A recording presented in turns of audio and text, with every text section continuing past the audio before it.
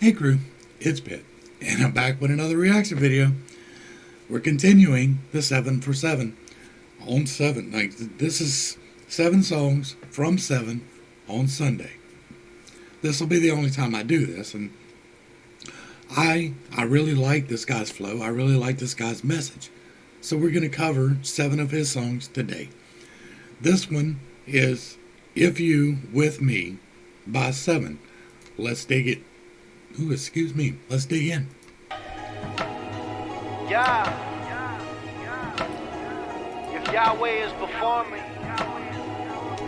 who shall ever stand? What name did he just say? Like, that's my tip right there, y'all. If Yahweh is before me, who shall ever stand against me? My God brought down the walls of Jericho.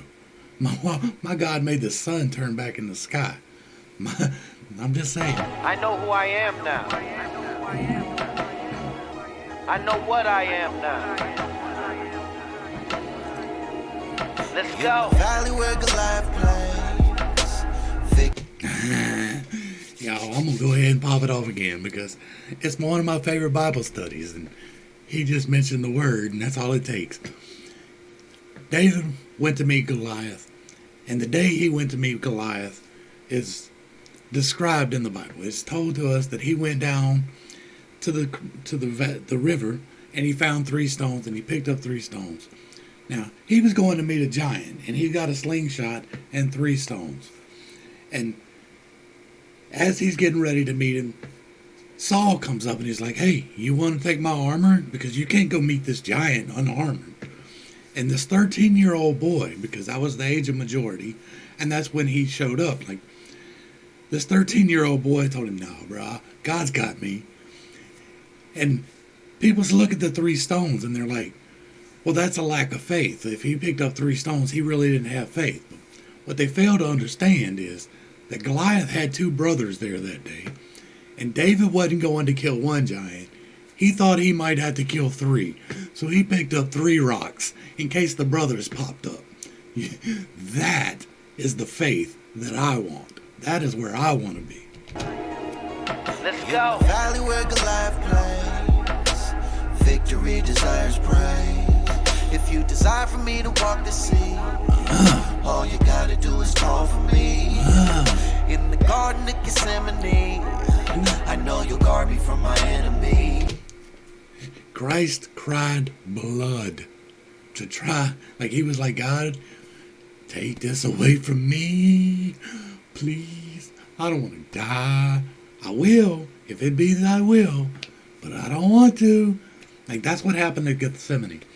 And people overlook that part because the next part is so important. The next part was so needed, but it was never necessary. Like, there was never a sacrifice necessary.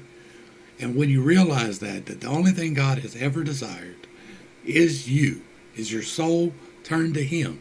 A genuine turning to God is the only thing that was ever required. The Christ cried blood, tears of blood, because He didn't want to be the sacrifice. He was willing to do it, but He didn't want to do it. Keep that in mind. In the garden of Gethsemane, I know you'll guard me from my enemies. I can sleep up in the lion's den.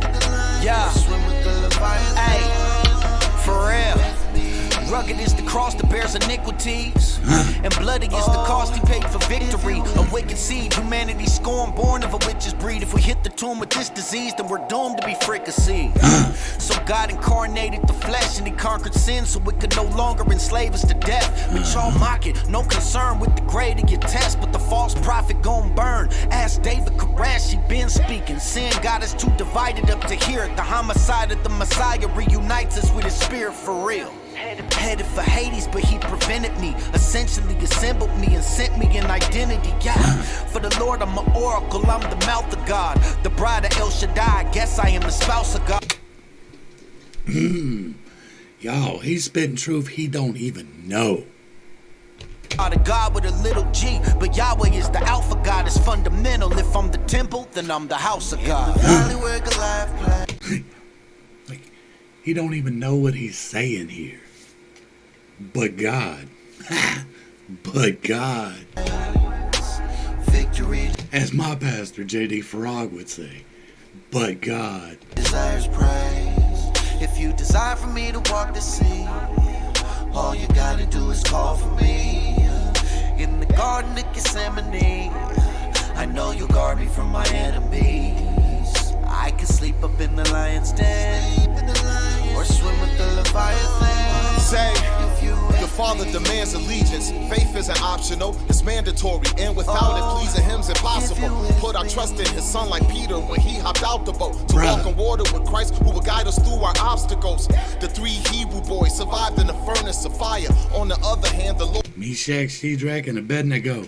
Come on. allow men to hurt the Messiah. Daniel spent the night in the dungeon with a pride of lions. Ah, Famine ravens were sent to bring food to prophet Elijah. What they all had in common is they suffered for his glory. What seemed impossible odds, they made it through in every story.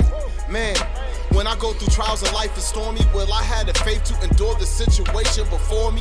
God chooses to be invisible, but the power's literal, manifested through vessels that are physical. Sometimes it's in the form of inexplicable miracles, or simply saving one like me who was wicked and pitiful. in the valley where Goliath plays, victory desires praise. If you desire for me to walk the sea, all you gotta do is call for me. In the garden of Gethsemane, I know you'll guard me from my enemies. I can sleep up in the lion's den, or swim with the Leviathan. If you with me, oh, if you with me.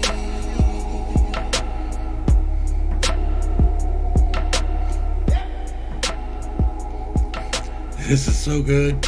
We're going to let it play out, but I got to stop it because we're on a playlist. So.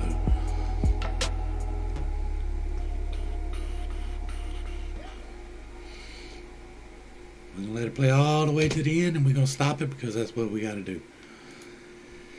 I've talked about it before, and I'm going to talk about it again real briefly. Like, this is my ministry. This is me answering the call of my God.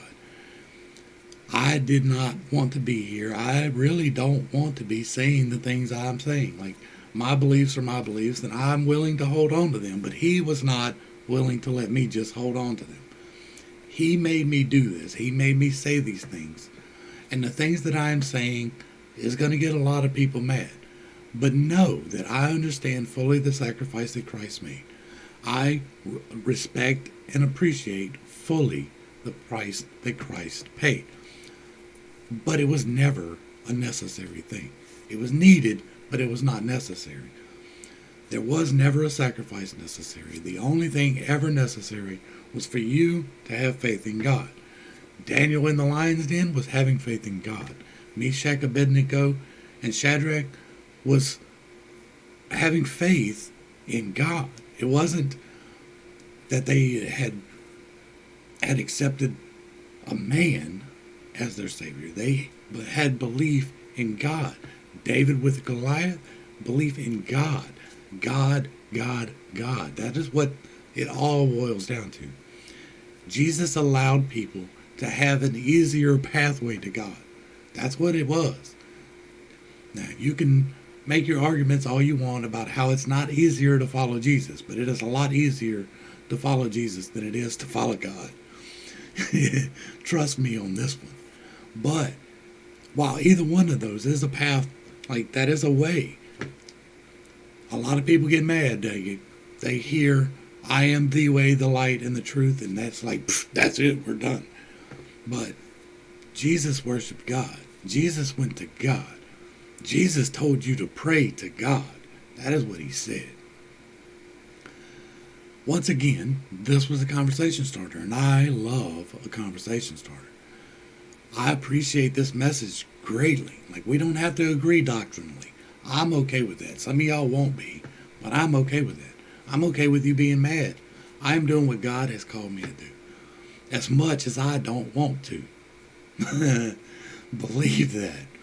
It is very awkward for me to sit here and talk about the things I talk about, because I grew up with this. Like, this was my upbringing. My backstory is irrelevant, but it's very complicated. So Sevin, thank you for this. I appreciate it. Once again, this is another one.